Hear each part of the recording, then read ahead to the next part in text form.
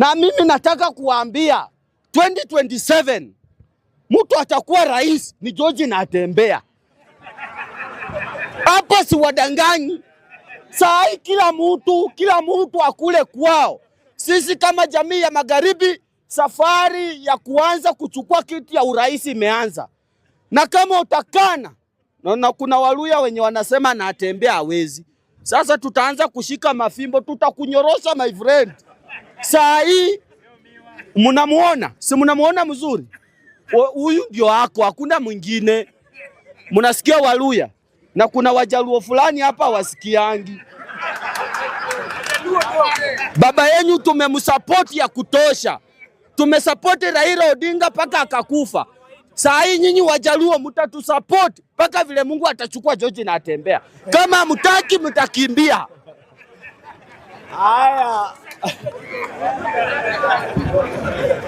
Haya.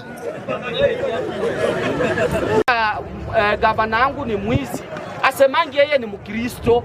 Tunasemanga Lusaka ni mwi. Sio kusema ati sisi Waislamu.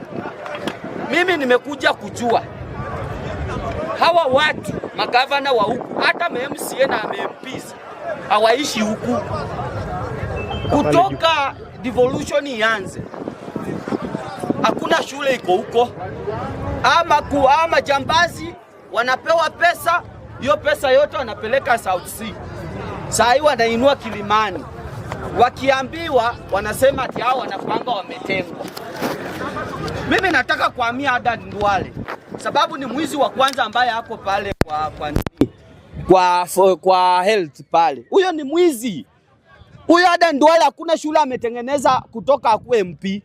Lakini yeye ndio wa kwanza kusimama kusema ati sisi tunavamiwa kama jamii. Juzi mliomuona ako na akili ndogo sana, anakuja kuongea maneno ya kugawanyisha Wakristo na Waislamu.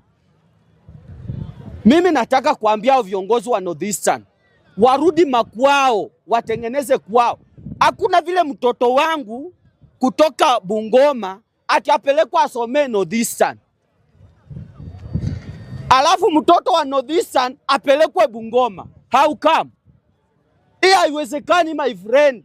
Nao watu hawatengenezi mashule yao ati wanasema Al-Shabaab. Mimi nawauliza, kati yangu na mtu na Oria mwenye anaongea Kioria,